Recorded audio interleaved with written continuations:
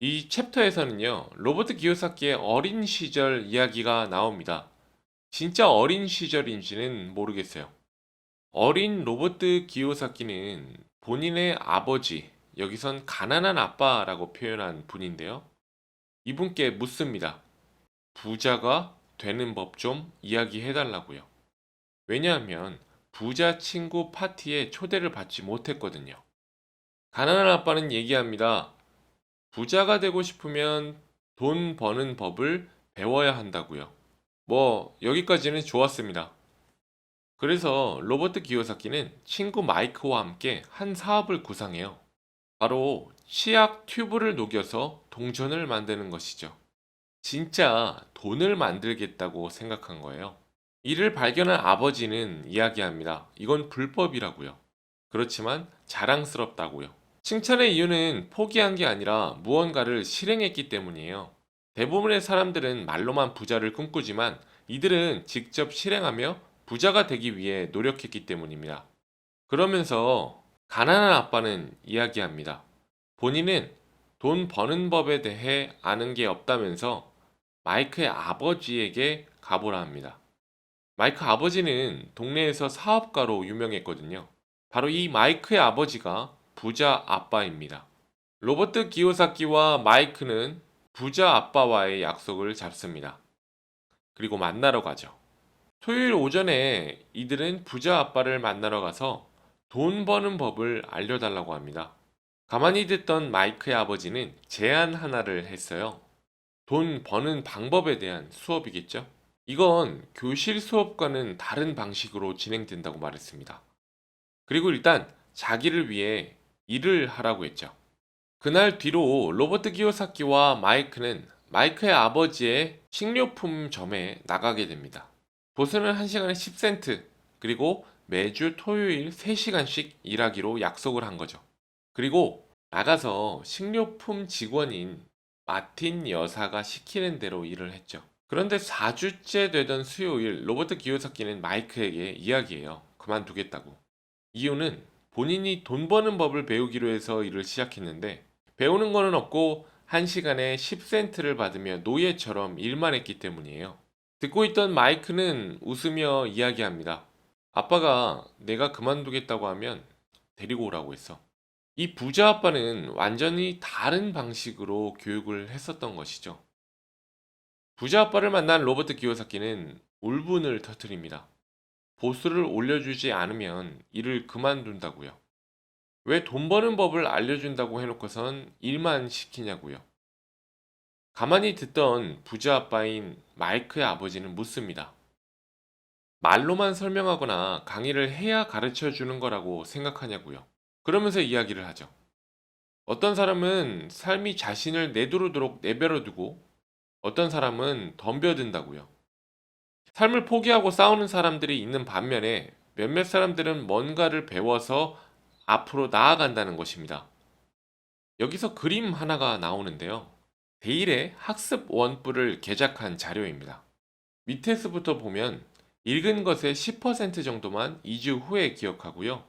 들은 것은 20%, 그리고 본 것은 30%, 듣거나 본 것은 50% 정도만 2주 후에 기억이 난다고 합니다.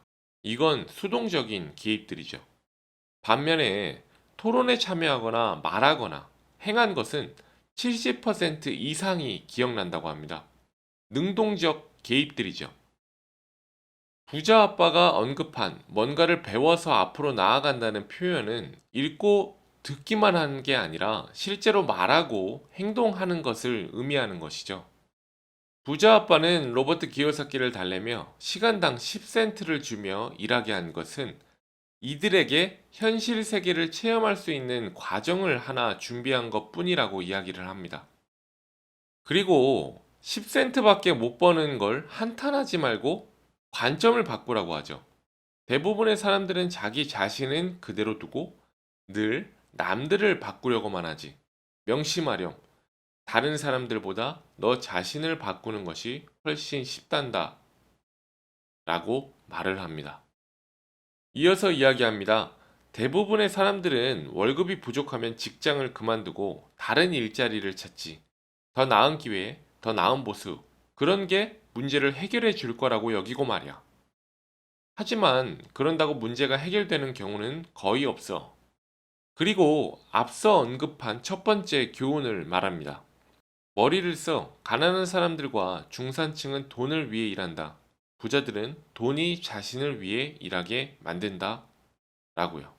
이 말을 들은 로버트 기요사키는 집으로 가서 본인의 아버지에게 그동안 듣고 경험했던 걸 이야기합니다. 가난한 아빠에게요.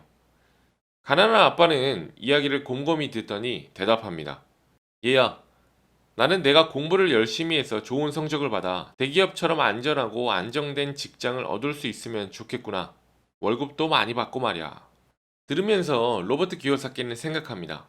부자 아빠는 내가 돈이 어떻게 움직이는지를 배워 그것이 나를 위해 일하게 해야 한다고 이야기했었는데, 가난한 아빠는 지금 돈을 위해 일하라고 말하고 있었죠.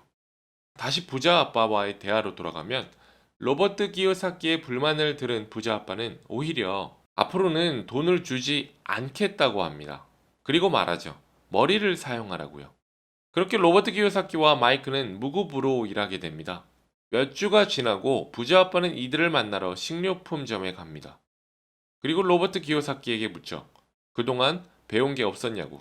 왜냐하면 머리를 쓰라고 답을 줬음에도 불구하고 로버트 기요사키는 그대로 그냥 일하고 있었거든요. 질문을 받은 로버트 기요사키는 배운 게 없다고 답을 했어요. 그래서 부자 아빠는 제안 하나를 합니다. 시급을 아예 $5로 올려주겠다고요. 마이크와 로버트 기요사키는 서로를 마주보고는 침묵합니다. 엄청난 유혹이었을 텐데요. 그 모습을 본 부자 아빠는 칭찬합니다. 잘했다고요. 그러면서 이야기를 하죠. 대다수의 사람들은 적당한 가격을 부르면 살 수 있지. 그게 가능한 건 인간이 두려움과 욕심이라는 두 개의 감정을 갖고 있기 때문이다.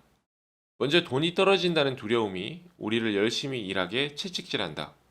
월급을 받은 뒤에는 탐욕이나 욕심 때문에 돈으로 살 수 있는 온갖 멋진 것들의 마음을 빼앗기게 되지. 그렇게 해서 하나의 패턴이 생기는 거다.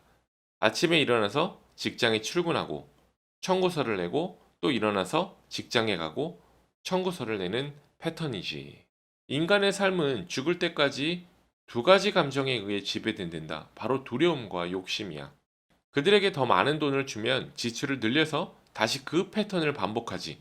나는 그걸 세양질 레이스라고 부른단다. 그러면서 다시 생각을 하라고 합니다. 돈이 없다는 두려움에 사로잡힐 경우에는 그 즉시 직장을 구하러 나서는 게 아니라 스스로 이런 질문을 던져볼 필요가 있다고요. 직장을 구하는 것이 과연 이 두려움을 장기적으로 없앨 수 있는 최상의 해결책일까? 이건 해결책이 아니라고 부자 아빠는 자답을 해요. 직장은 장기적인 문제에 대한 단기적인 해결책뿐이라고 말을 하죠. 이걸 들은 로버트 기요사키는 생각합니다. 부자 아빠가 가르치려고 했던 퍼즐 조각이 점점 모습을 드러낸다고요. 교육을 많이 받은 내 아버지, 여기서는 가난한 아빠죠. 좋은 교육을 받고 좋은 직업을 얻었어요. 하지만 학교는 그분에게 돈이나 돈에 대한 두려움을 다루는 법을 가르쳐 주지 않았죠. 부자 아빠는 이야기를 이어나갑니다. 두려움과 욕망을 가중시키는 건 무지라고요. 그러면서 인간의 삶은 무지와 깨달음 사이의 투쟁이라고 설명합니다. 그리고 앞으로는 이성적인 사고를 선택하는 방법을 가르쳐 준다고 합니다. 그러면서 말하죠. 매일 아침에 침대에서 일어나 돈을 벌러 직장에 가면 진짜 중요한 질문인 다른 길은 없을까를 생각하라고요. 감정이 아니라 머리로요. 이렇게 부자 아빠와 오랜 대화를 한 로버트 기요사키와 마이크는 똑같이 식료품점에 출근하되 뭐 다른 게 없을까 생각을 하기 시작합니다. 그리고 가게에서 버려지는 만화책으로 만화책 대여 사업을 시작하죠.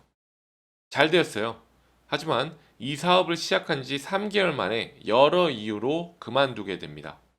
그리고 이들은 부자 아빠의 칭찬을 받게 됩니다.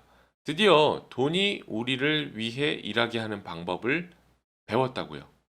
돈이 우리를 위해 일하게 해야 한다는 교훈과 함께 로버트 기요사키의 어릴 적 이야기는 마무리가 됩니다.